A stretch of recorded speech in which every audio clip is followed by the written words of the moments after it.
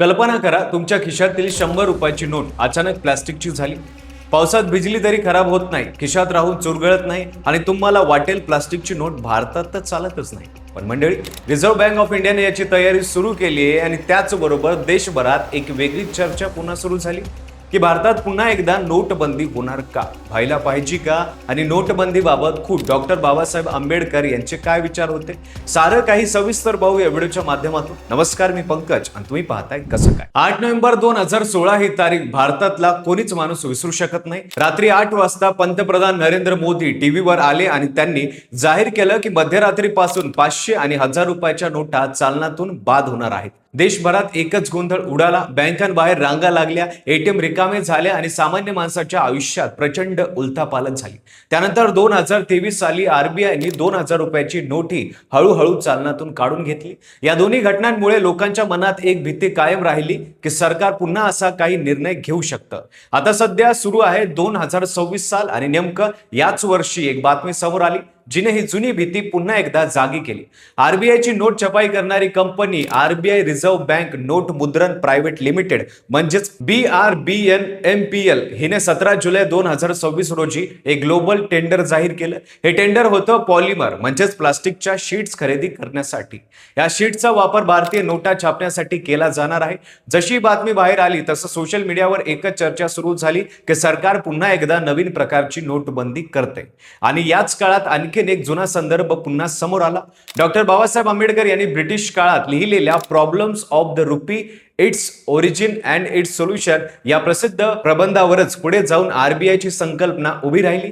या पुस्तकातील त्यांच्या आर्थिक विचारांवर असा एक दावा फिरतोय की देशातील काळा पैसा आणि बनावट चलनांवर नियंत्रण ठेवण्यासाठी दर 10 वर्षांनी देशाचं चलन बदलायला हवं असं बाबासाहेबांचं मत होतं. स्वतः प्रकाश आंबेडकर यांनी एका मुलाखतीत हा मुद्दा मांडला होता असं सांगितलं जातं. पण दुसरीकडे आणि इतिहासकारांचं म्हणणं आहे की बाबासाहेबांनी त्यांच्या पुस्तकात नोटबंदी बद्दल असं काहीही स्पष्टपणे लिहिलेलं नाही. त्यामुळे हा वाद अजूनही संपलेला नाही. आता खरी गोष्ट नेमकी काय आहे ते पाहूया.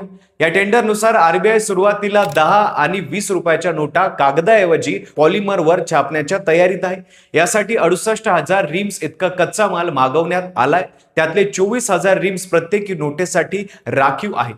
एका रिममध्ये 500 शीट्स असतात. या पॉलिमर शीट्समध्ये पारदर्शक विंडो, मेटलिक आकडे, मॅग्नेटिक धागा आणि चमकदार पॅटर्न असे प्रगत सुरक्षा फीचर्स असतात. ही निवडक कंपन्यांची निवड झाल्यावर हा पायलट प्रोजेक्ट देशातल्या काही मोठ्या शहरांमध्ये प्रायोगिक तत्वावर राबवला जाईल आणि तो यशस्वी झाला तरच पुढे मोठ्या प्रमाणावर या नोटा बाजारात येतील.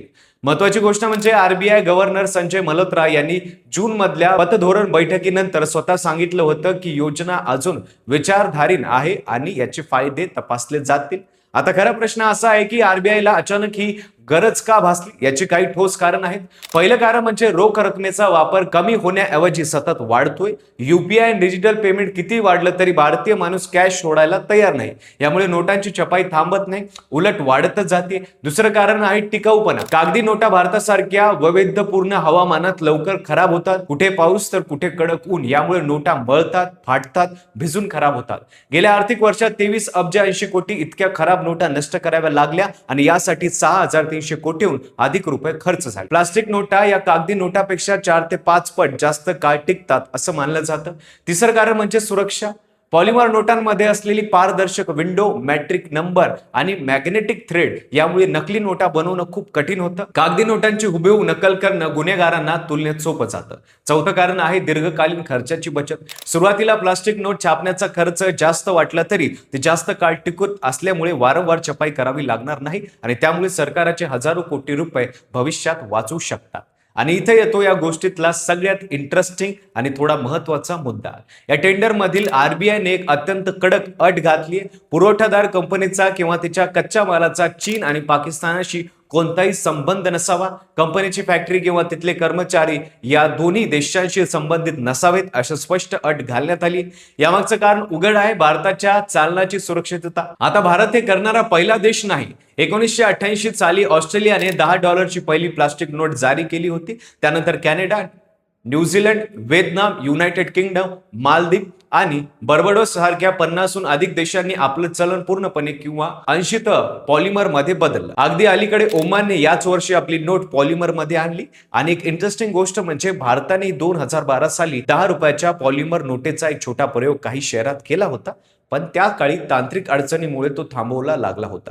तर आता सगळ्यात महत्वाचा प्रश्न, कागदी नोटा पूर्णपणे बंद होणार का? तर याचं उत्तर स्पष्टपणे नाही असं आहे. आरबीआयने आणि सूत्रांनी वारंवार स्पष्ट केलं की सध्या बाजारात असलेल्या कागदी नोटा पूर्णपणे कायदेशीर राहतील आणि त्या चालनात राहतील. प्लास्टिकच्या नोटा या फक्त एका पर्याय म्हणून हळूहळू बाजारात आणल्या जातील.